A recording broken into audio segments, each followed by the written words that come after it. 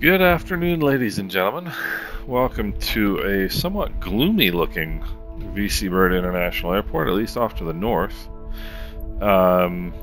We are here in the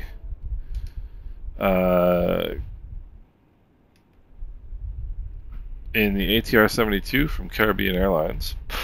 And we've got some sister company traffic over there, or company traffic over there.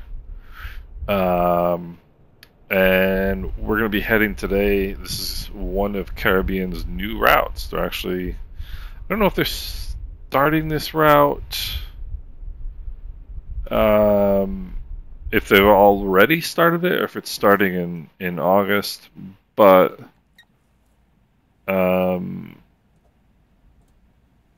it is one of their new routes. It'll be coming up pretty soon. And I'm pretty excited about it because it allows me to fly from one of my favorite airports, which is VC Bird, to one of my favorite airports, which is Bradshaw.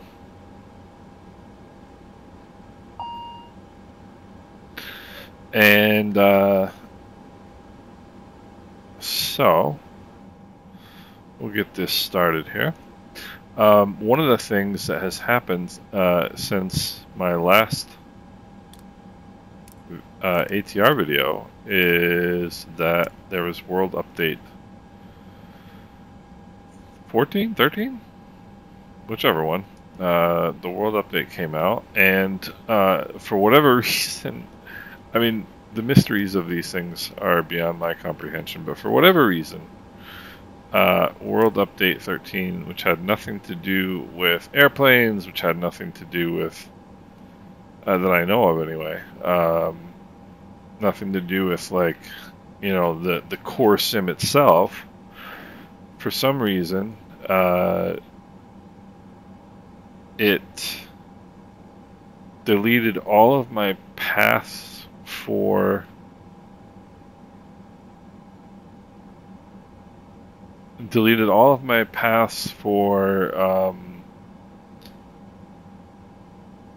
like my sim brief loading of my flight plans, and it also deleted all of my custom cameras, which I'd never done anything with custom cameras, and I finally got around after, you know, I mean, I've been flight simming for 20 years, and never used custom cameras in that time. Finally got around to doing it, and what happens a week later, a sim update wipes them all out. So such is life. I'm not really too worried about it. It is a little annoying, particularly because the ones that I set up, you had to, in order to set those up in Microsoft Flight Simulator, you had to kind of open the notepad with a camera position and then move the camera outside of the cockpit, and then you could move it around back inside of the actual fuselage of the plane like I did, and set up your custom cameras. And I did all that, and what happens, it all disappears. So whatever, you know, I'll have to do it again at some point. It's just, oops, it was just a little, yeah, there we go, 1, 2, oh, that's all set. It's just a little annoying. 114.5. This one should be a really quick flight today. Should only be about 25 minutes in the air. But it also promises to be a very interesting flight. Alright, all that is good. So now let's do this. No, I don't want to clear anything. So let's go. Okay, what are we doing here? Runway 7. Execute. RNAV 07 via Bomet. The only reason why I'm loading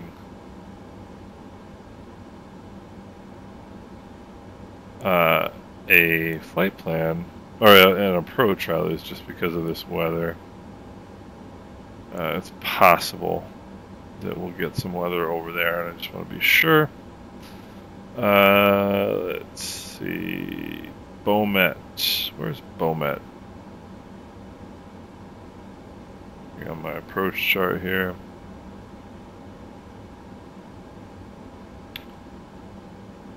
Okay, Bomet, Taybox, Eichnig. Just quite an interesting name. Lambdo, Dussel, Amida, runway 7. Okay. Performance data, transition, altitude out of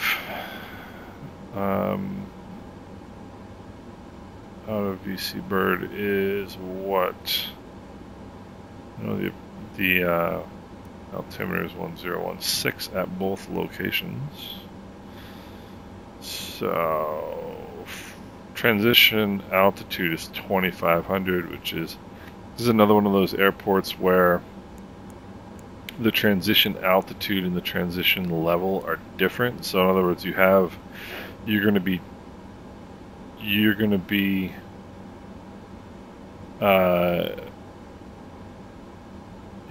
be changing your altimeter on the way into this airport at 4,000 feet, and you're from standard to local, and you're going to be changing it from local to standard at 2,500 feet departing, which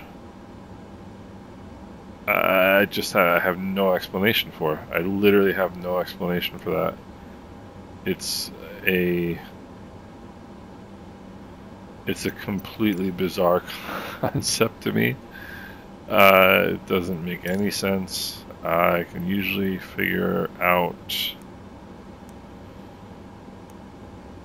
some sort of logic when it comes to aviation. This one, you got me.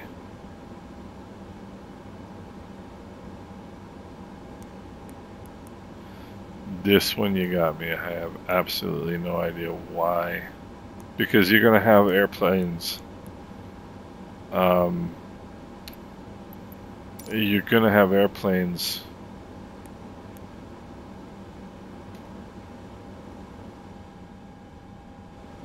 at different altimeter settings in the same airspace, which just I'm lost as to why you would want to do that. Alright, so let's have a look up top. Let's go seatbelts on. Let's go rotating beacon on.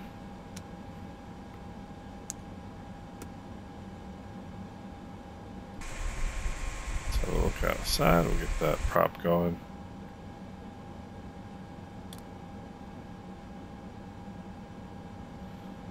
And we'll have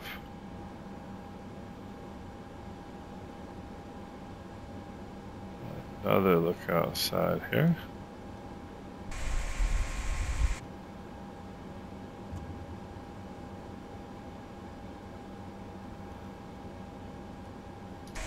And we got them both turning. Looking good. Alright, so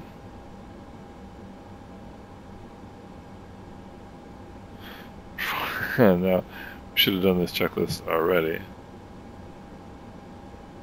FMS takeoff to the trims 3 green, tail prop, doors, seatbelts, beacon. I did everything.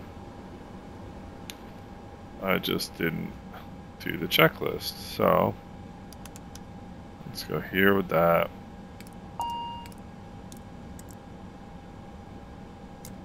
Turn those off. Alright.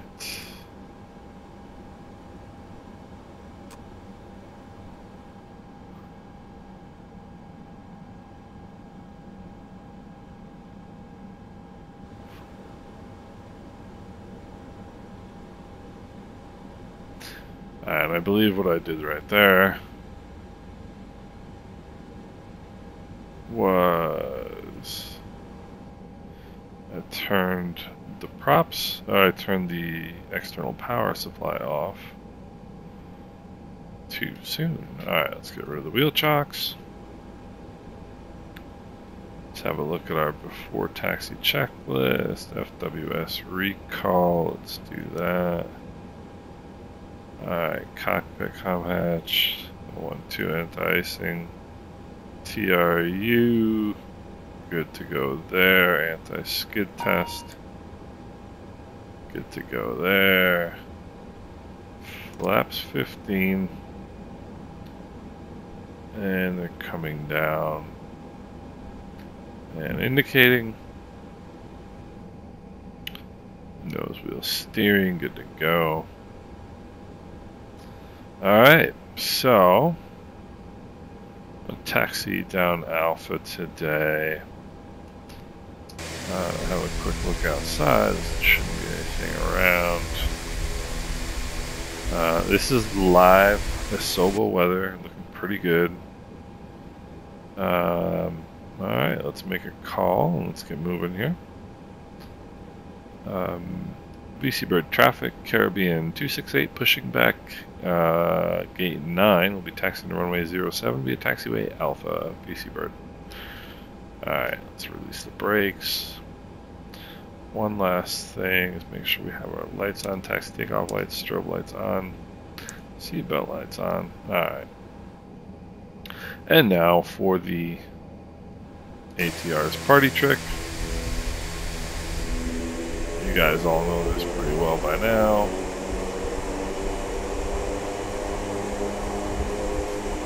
And what makes it even more effective is if we remove the parking brake. And now we'll do it again here.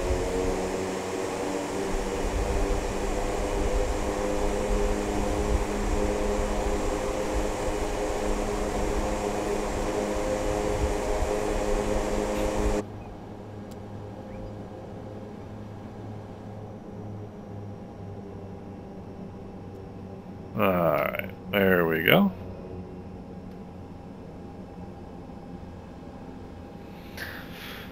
So, and it wouldn't be Microsoft Flight Simulator if you didn't have a bus driving in front of you.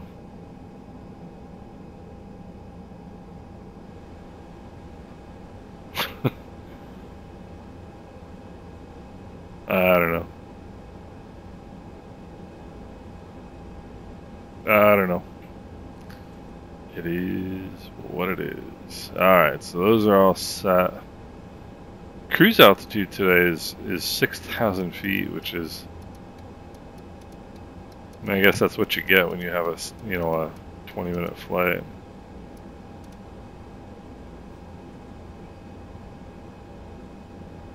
So we're gonna go IAS mode, we're gonna go nav mode.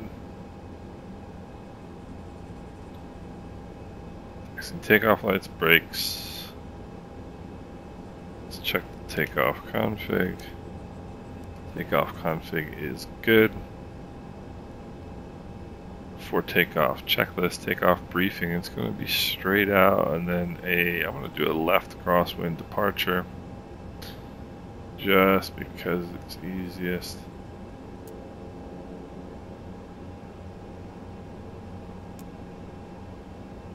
And let's see here, let's get up to the hold short line.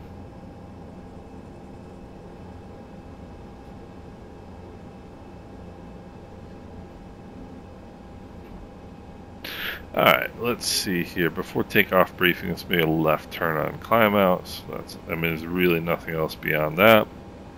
Release the gust lock, flight controls. Alright, looking good. Transponder and TCAS. Alright. Boost function. Good. Airflow is good. Cabin crew. Advise the cabin crew. Engine bleeds are good. Exterior lights. I'm going to turn those on here in a second. Lateral flight display bar. Flight director bar, excuse me. Rudder cam is good. Alright. So, yeah, last thing I want to do. Takeoff lights coming on. That's all good there. So, I believe we're good to go. Take one last look here. On course heading is going to be something in the neighborhood of 295. Did I put in my VORs? I did.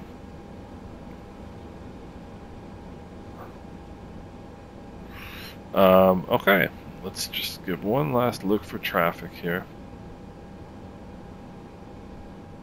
And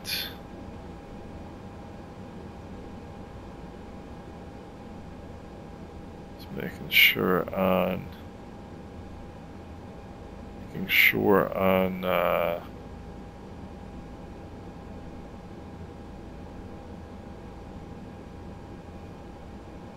VATSIM that there's no incoming traffic, and there is not. So, we are ready to go. VC Bird traffic, Caribbean 268, departing runway 07. We have left downwind departure to the west. VC Bird. Alright. Good to go. Plane should be relatively light today. Probably very light today.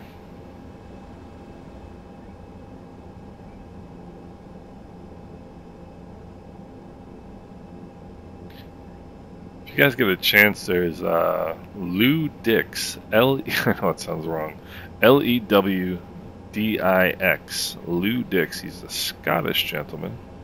Flies ATRs for silver. Alright, heading indicator checks with the runway number. Power's coming in. There's notch notch. Engine instruments are in the green. Airspeed is alive, accelerating normally. He's got a great YouTube channel, Lewdix, Lou Dix Aviation. 90 knots, 106 is what we're looking for, but this airplane is ready to fly. Alright. Gonna go gear up. And make that turn.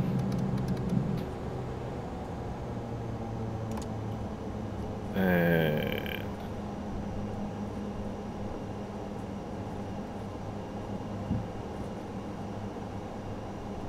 don't see. Yeah. I mean, you're right. I shouldn't be yeah-yang you.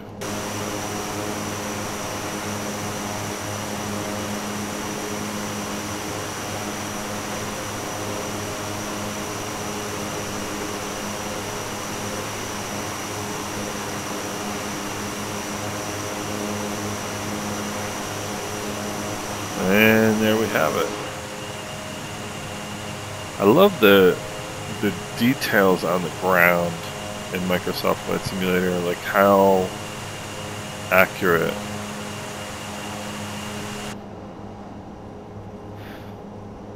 how accurate everything looks. It's just amazing.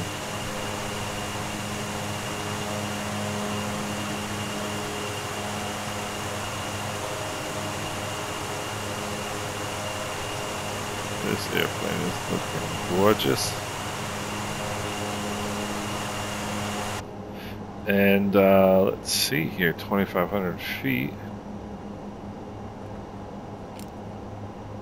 a standard altimeter setting. And there's our destination already.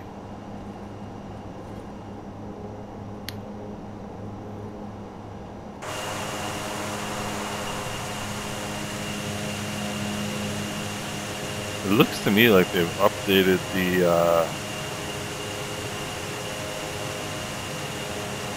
the water masking around Antigua, because it was really comically turquoise for a while. It was not correct.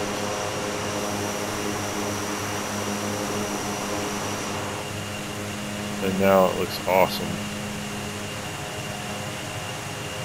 like it does pretty much everywhere else. So we're clearly not going to have to fly an approach. Well, I guess I shouldn't say clearly yet. I don't anticipate having to fly an approach. Alright, let's go. Landing gear up, flaps are up, power management is on climb, engine bleeds are good. Takeoff taxi lights coming off. Altimeter set checked. We are ready to rumble. So kind of hoping we get to do what I've been wanting to do. So this is, you know, this airplane is quite a different beast from things like the 737, from like other, you know, transport category aircraft, in that, you know, I'm sure they fly a lot of visual approaches, and not many, you know, full approaches. Whereas, you know, in something like the 737, you're flying an approach either way. You know, like it's really unlikely that at any point. I mean, I guess you'll fly some visual approaches, but for the most part,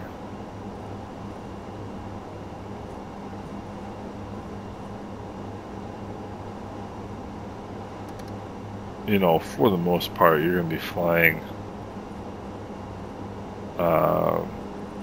you know, approaches. You can be flying approaches to the airport. Whereas with this airplane, you know, I'm sure a lot of times you get in, you know, get within a reasonable distance of the airport. You've got a, you know, visual contact with the field, and you just request a visual approach.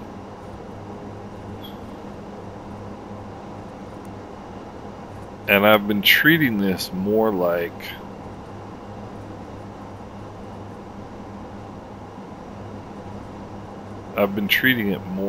the 737 than I have its own type of airplane, which leads to kind of, and I just can't get over clouds like this in a flight simulator. It's just unbelievable. But it leads to things like, you know, flying 10-mile finals in this airplane, which is silly. You know, I mean, there's just no reason to be flying a 10-mile final in this airplane. Certainly not a 10-mile straight-in final, anyway.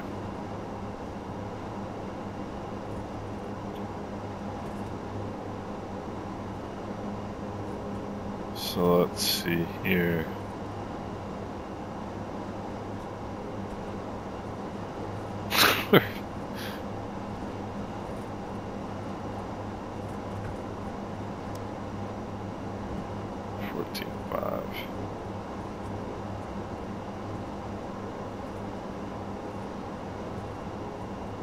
Alright, 112. So we're 35 miles, so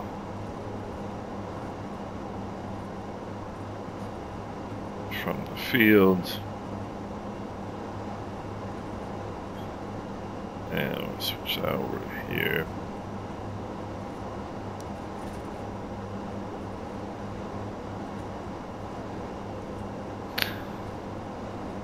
So the short story is, what I really want to be doing is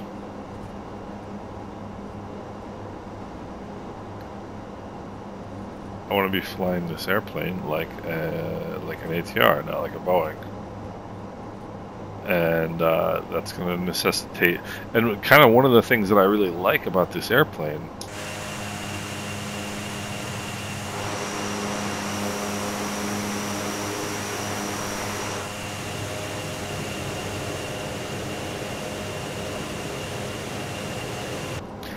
is that it flies like an airplane.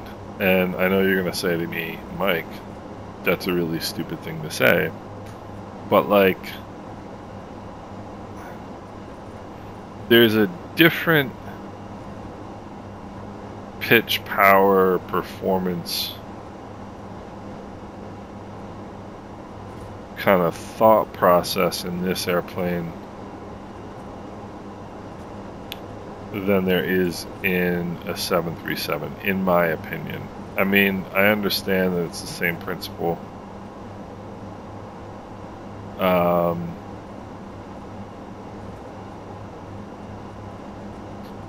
But at the same time, bring this down to 2,000.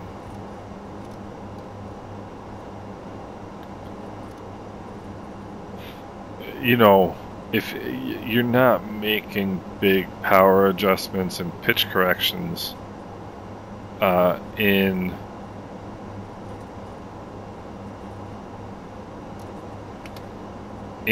the 737, because if you do, you're not going to get what you're hoping for. You're going to make your life so difficult. Transition level over here is 5,000. QNH 1016. You're going to make your life so difficult.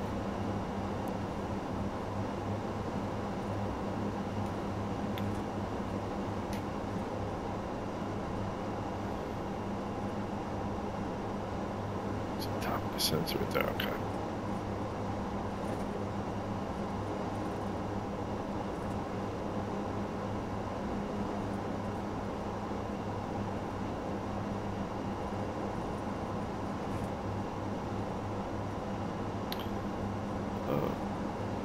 Bradshaw traffic, Caribbean 268 is 25 miles to the east, inbound runway 7. Flying a right downwind for runway 7, Bradshaw. So I'm going to go ES mode now. Down, say 500 feet a minute. I want to bring the power back.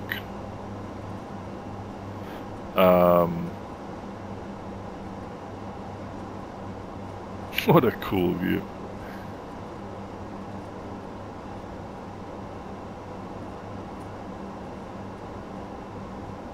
Kind of piercing through the clouds there.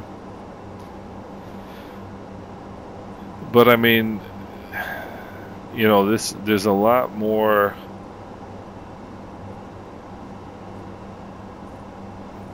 I don't know.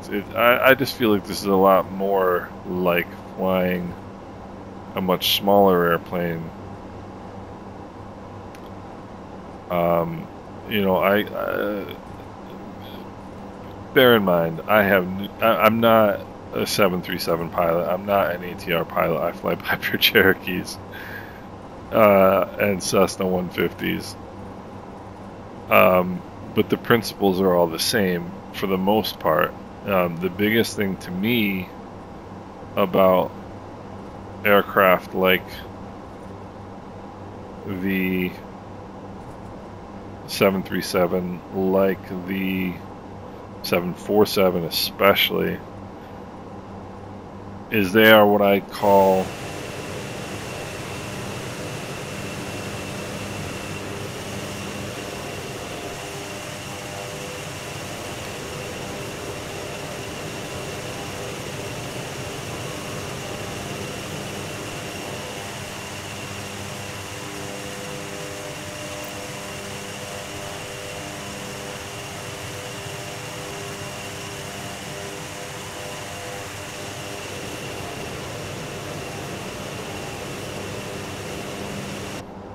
They are what I call momentum aircraft. And why is this not? Oh, because it's not on VPath.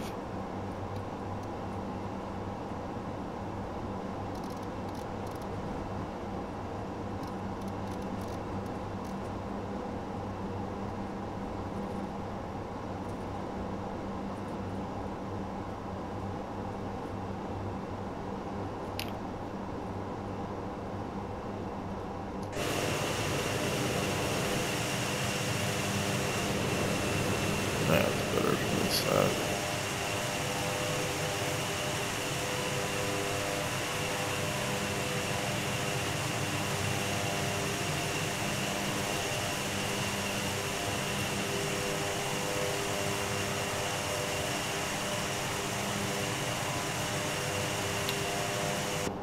They are what I call momentum aircraft. And what I mean by that is you're using a lot of the, you know, the energy management is very, very subtle in those planes. On, you know, in the actual approach segment of the flight.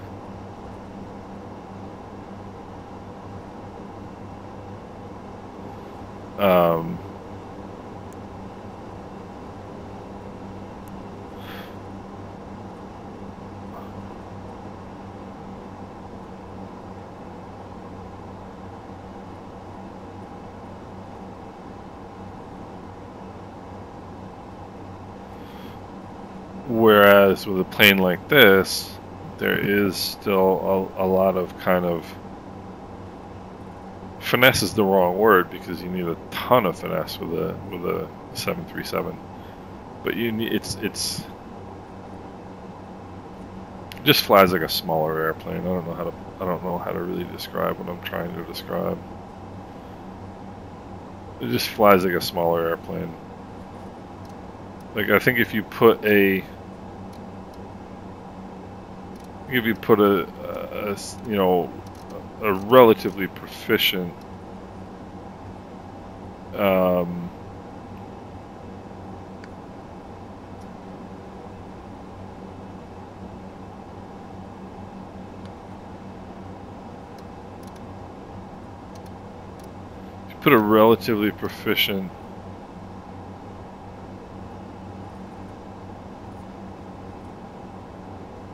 you know, Cherokee pilot in a 737, they wouldn't have any chance. If you put a relatively proficient Cherokee pilot in this airplane, I think they would have a chance.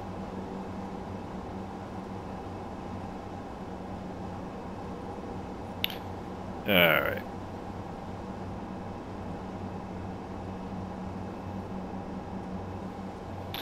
So what I'm going to do is disable the autopilot.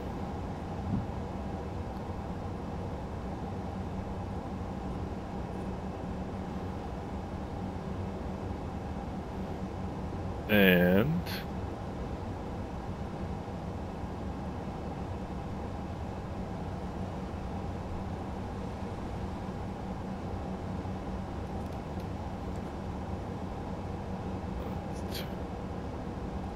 it's already on. Okay, those are on. So my goal here is to just fly this like an airplane.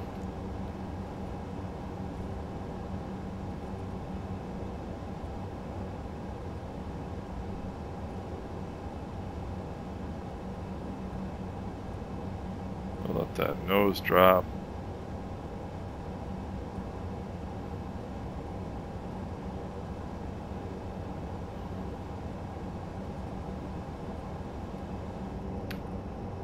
Bradshaw traffic, Caribbean 268 on a 5-mile right base runway 07, Bradshaw. I was sitting there talking so much I wasn't really paying attention to the fact that I wasn't doing what I was sort of planning on doing. Go gear down. Flaps full.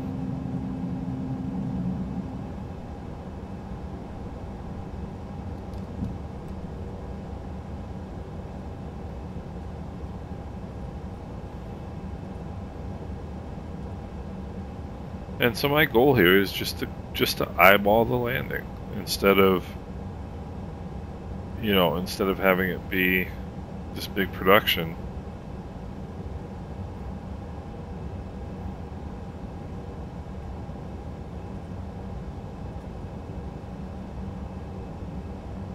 Where we go and fly these huge approaches.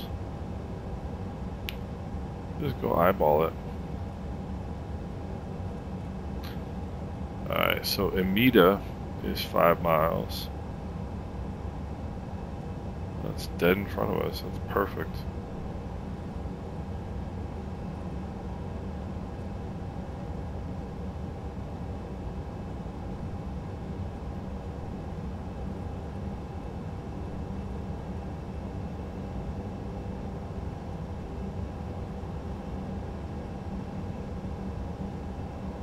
And we want to be at Amida at 2,000 feet.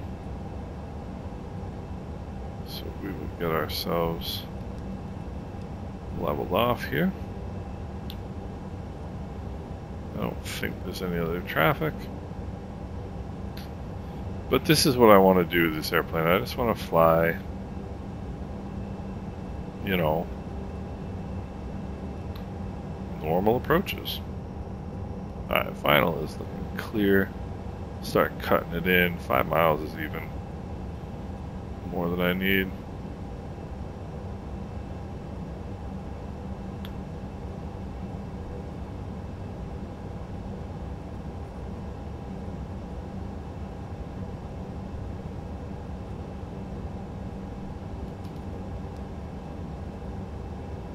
Alright.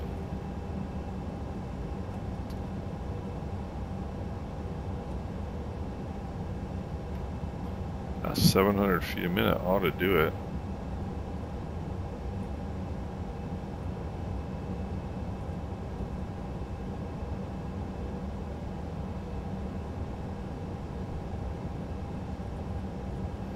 Bradshaw traffic, Caribbean 268, 3 mile final, runway 07. It's Bradshaw. Overshot final there, but this is what I want to do. I want to hand fly this airplane.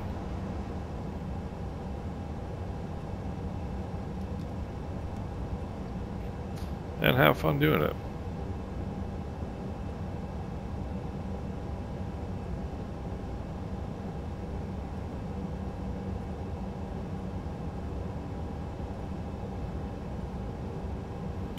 What's that wind say? 102 at 10. Alright.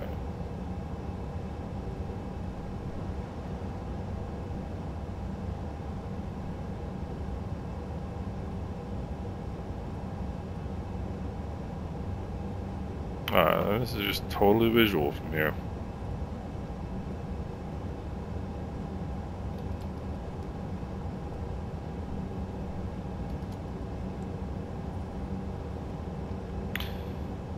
Bradshaw traffic, Caribbean 268, short final, runway 7, BC Bradshaw. I have too many things going on in my head right now.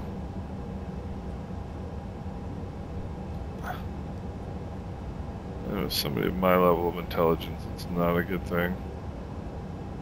Alright, airspeed's alright. No.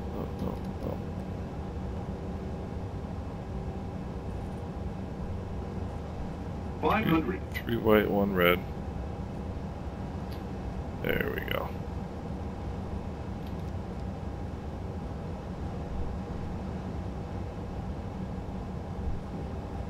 We're on it right now. 200. Don't need any extra energy. We got a little bit low there for a second, but we got plenty of speed. Let's pull that nose up just a little bit. 100. Don't sink. Yeah. 50. 40. 30. 20. 10.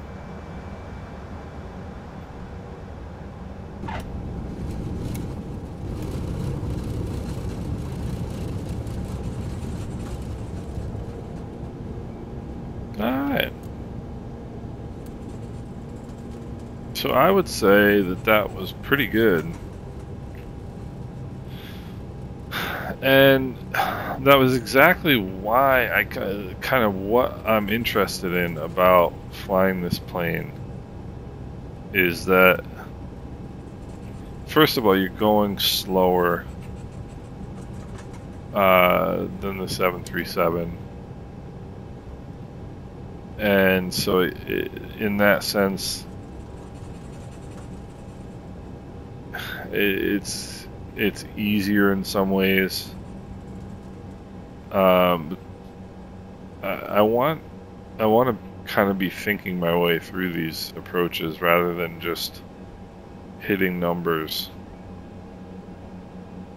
correctly, which is often done by the system in the 737, you know? I mean, you're kicking off I mean, I understand that you can kick off the autopilot whenever you want to, but in the 737, usually it's on, you know, short final. Whereas in this plane, I just kicked it off, you know, quite early. And Bradshaw traffic, Caribbean 268 is clear, runway 07, BC Bird. Bradshaw, I'm telling you, I got so much junk in my head. Getting this flight set up was a bit complex with some things that are going on, and it just resulted in my head becoming full of garbage.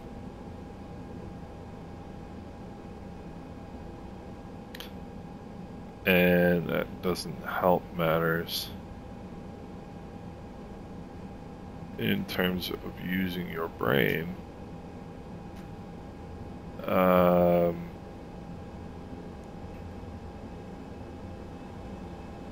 anyway, I want to be more reactive, more instinctual, and have more.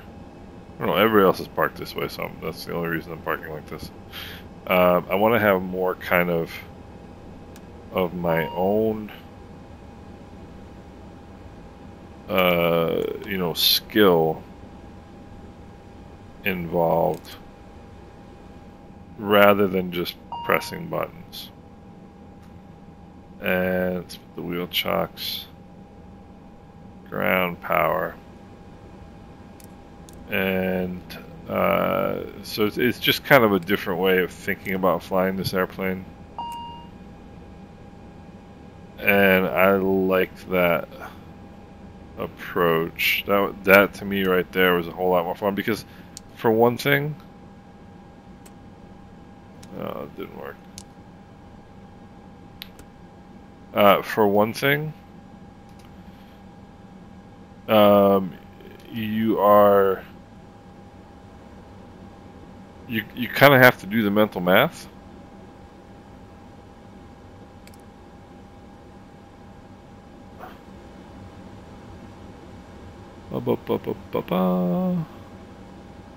In terms of seatbelts, like distance from the runway, and your altitude and where you want to be at, you know, okay, if I'm going to be at 3 miles, you know, if I'm turning a 3 mile final, what, you know, what altitude do I want to be at? What airspeed do I want to be at? So you're kind of managing the approach yourself a lot more.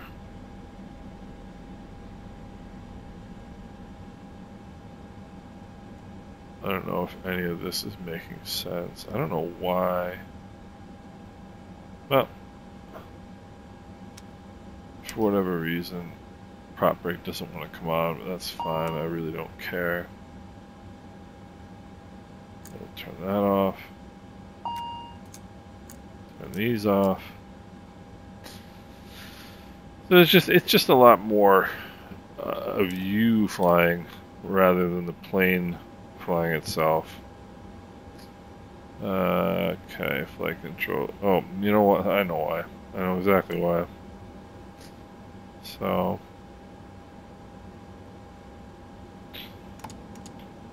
flaps up. Landing strobe lights, anti-ice, probe heats off, TRU, it's all good.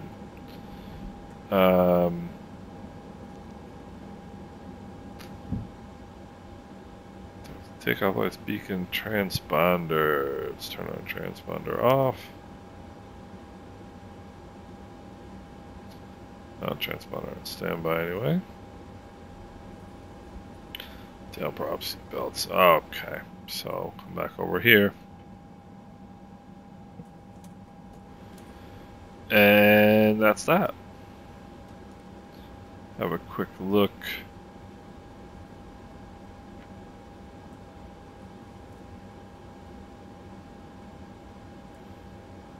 Oh, you gotta be kidding me. So I had a 55 foot per minute touchdown, but it bounced. You bounce at 55 feet per minute. Alright. So anyway, 2206 was our on time. What was our goal here?